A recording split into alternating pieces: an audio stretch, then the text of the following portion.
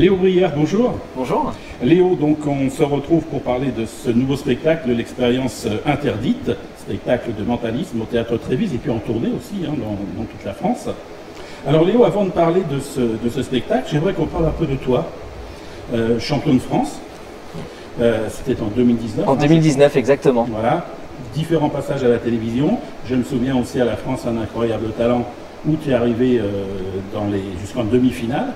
Exactement. C'est dur pour les magiciens. Oui, Incroyable Talent, c'est un format qui est un peu compliqué. Il y a un format qui impose une durée en tout cas très rapide de 2 minutes 30 qui en mentalisme est très compliqué en tout cas de faire. Donc après c'était une super expérience, mais ça ne permet pas de montrer spécialement ce qu'on a envie de montrer.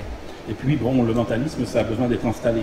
C'est ça, pour moi la force du mentalisme, c'est une ambiance, une atmosphère, et il faut bien sûr du temps avant d'avoir des vrais effets, et dans un format court, c'est clairement impossible. Léo, donc il y a un passage aussi dans le monde du spectacle, mais comment tu es arrivé dans ce monde du spectacle? J'ai toujours voulu faire ça, c'est vraiment un rêve d'enfant. Je voyais les magiciens, pour moi c'était le plus grand cabaret du monde, je suis vraiment la génération plus grand cabaret du monde. Je voyais Bernard Blier, Dali Larry chaque mois. J'avais envie de faire la même chose, c'était vraiment ça. Et j'avais envie de faire du cirque, de faire du cabaret. Cet univers-là m'a toujours attiré d'une manière ou d'une autre. Et donc c'est ce que j'ai fait dès que j'ai eu mon bac. Je suis parti faire du cirque en premier. Je suis parti au Cirque Maximum, après je suis parti à la Piste aux Étoiles. Je suis arrivé après au Cirque Pinder où j'étais Monsieur Loyal pendant à peu près 1 an et demi, 2 ans. Et donc vraiment plein d'expériences différentes, avec toujours la magie, un peu de côté professionnellement, mais toujours la magie présente en tout cas, jusqu'au jour où j'ai vraiment décidé de me remettre au mentalisme et de faire vraiment un spectacle que de mentalisme. Alors 3 spectacles donc à ton actif, Influence le premier, et puis Prémonition, et puis l'expérience interdite. Maintenant l'expérience interdite. Maintenant l'expérience interdite. Alors cette expérience interdite, quelques mots bien sûr, c'est une expérience vraie au départ, menée je crois dans les années 70 aux États-Unis. En quelques mots, tu peux... Alors pour faire simple, le spectacle donc, parle de 2 choses, 2 thématiques, cette expérience interdite et aussi de cette théorie comme quoi on n'utiliserait que 10% de nos capacités cérébrales, théorie dont on a tous déjà entendu parler au moins une fois. Et en fait cette expérience menée dans les années 70 permettrait de décupler les 90% inexploités du cerveau et à consister justement à provoquer un arrêt cardiaque puis à ramener la personne à la vie. C'était une expérience donc, de mort imminente pendant quelques instants pour pouvoir décupler les capacités du cerveau. Alors cette expérience, elle a existé, elle a fonctionné ou il y a eu des morts?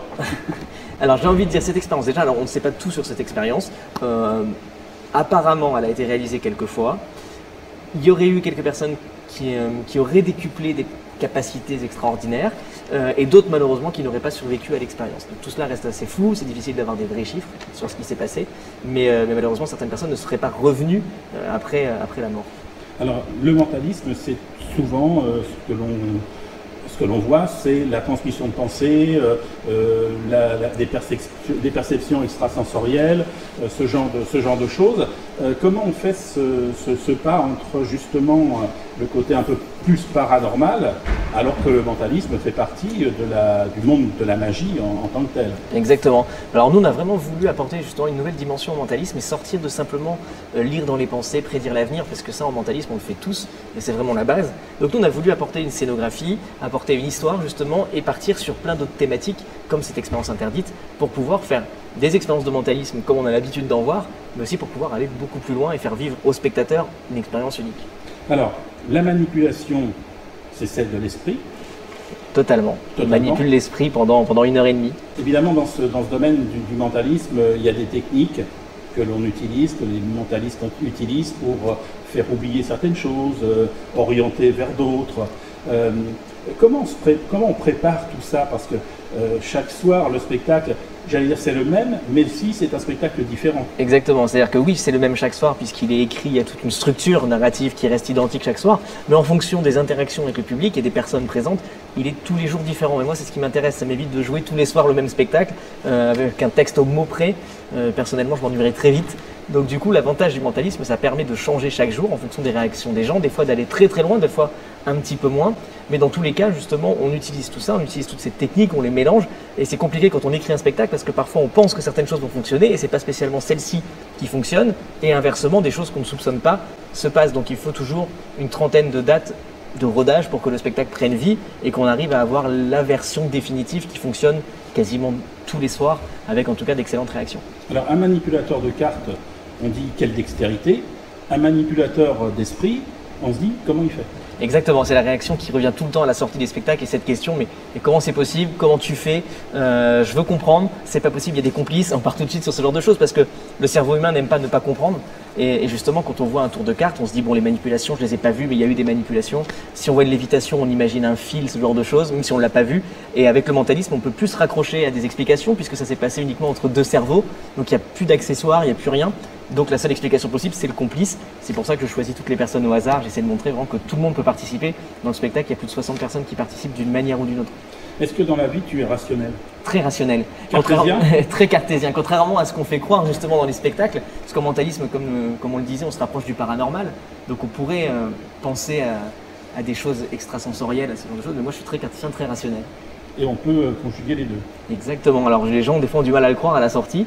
Qui me disent non, il y a autre chose, c'est pas possible, vous avez un don, il y a de l'intuition, ce genre de choses. Alors oui, à force de faire des choses, je pense qu'on développe aussi une intuition, on pense qu'on a raison, on pense que ça va le faire et on tente des choses. Mais à la base, non, on utilise des techniques très rationnelles. Alors ce qui est quand même étonnant, c'est de pouvoir arriver à deviner, à trouver et à révéler des choses très personnelles sur les gens. Et pour moi, c'est justement la force du mentalisme, de révéler des choses personnelles sur les gens. Quand on fait un tour de cartes, les gens vont être bluffés, mais une carte, ça reste qu'un bout de carton, dans leur tête en tout cas, un bout de carton avec de l'encre imprimée dessus, et ça n'a aucune valeur personnelle, sentimentale. Alors que quand on révèle un prénom pensé d'un proche, avec qui est cette personne par rapport à la personne qui vit l'expérience, il y a tout de suite un lien et une connexion émotionnelle qui est beaucoup plus forte, et ça les touche d'autant plus. Alors on se souvient, pour les plus anciens, ou du moins dans le monde des magiciens, de Mir et Miroska, qui sont partis avec leurs secrets. Mir et Miroska, j'ai rendu un hommage à Mir et Miroska d'ailleurs dans une émission sur France 3 sur le thème du musical, en reproduisant tout seul un numéro justement dans l'esprit de ce qu'il faisait à l'époque. Alors ce spectacle monte en puissance au fur et à mesure jusqu'à cette expérience finale. Il y a des objets qui volent, il y a des choses qui sont révélées justement très personnelles des gens. Il y a un décor aussi important. Oui, il y a un gros décor sur ce spectacle. Des lumières, on est un peu à Las Vegas là presque. Hein. En fait voilà, c'est ce que je disais tout à l'heure, on a voulu apporter une nouvelle dimension au mentalisme parce que d'habitude la force du mentalisme c'est qu'on n'a pas besoin d'accessoires. C'est-à-dire que moi aussi je me suis dit je vais me recentrer sur le mentalisme, c'est pratique, on peut aller partout avec simplement une petite valise, quelques bouts de papier, quelques crayons et c'est bon, je pourrais faire des révélations sur les gens et faire des choses incroyables. Mais ça, il y en a d'autres qui le font déjà très bien. Donc on s'est dit il faut apporter une dimension grand spectacle qu'on n'a pas l'habitude d'avoir en mentalisme, avec un écran, avec des effets spéciaux, des éléments de décor, de la mise en scène. Et c'est ce qui permet aussi aux gens de faire vivre une véritable expérience, même si on ne participe pas et qu'on est installé dans son siège, on voyage et on oublie un peu tout ce qu'il y a autour pendant 1 heure et demie. Voilà, et il y a quelque chose d'important sur cette scène, c'est un mystérieux coffre qui est suspendu. Oui, un mystérieux coffre suspendu au cours de l'expérience interdite. Suspendu à plusieurs reprises d'ailleurs au cours de l'expérience interdite, mais je garde une part de mystère sur ce qui se passe réellement avec ce coffre. Léo Brière, donc l'expérience interdite, alors au Théâtre Trévise, c'est je crois jusqu'à la fin de cette année. Exactement, au Théâtre Trévise, même jusqu'au 6 mars, du jeudi au dimanche, et après ça sera en tournée un peu partout, et on sera de retour à Paris aussi en septembre 2022 pour 2 représentations au Casino de Paris. Alors si on veut commencer à faire du mentalisme, je crois qu'il y a des coffrets, Oui, il y a un coffret « Devenez mentaliste » qui permet d'apprendre des expériences très simples que tout le monde peut reproduire et qui permettent de bluffer les amis, la famille. Et généralement, une fois qu'on connaît ses secrets, on aime bien les garder pour soi et s'amuser. Le coffret est accessible à partir de 8 ans. Je me suis rendu compte qu'il y avait quasiment plus d'adultes qui jouaient avec que les enfants puisqu'on aime bien mystifier un peu et susciter l'étonnement chez les gens. Merci Léo Brière. Merci beaucoup. Et puis l'expérience interdite, on ne va pas au-delà de la lumière blanche. Exactement, on s'arrête à temps. Le mentaliste Léo Brière est de retour sur scène avec son nouveau spectacle L'expérience interdite. Véritable show à l'américaine, mélangeant effets spéciaux, vidéos et pyrotechnie, Léo Brière apporte une nouvelle dimension au mentalisme avec des numéros originaux qui blufferont même les plus sceptiques.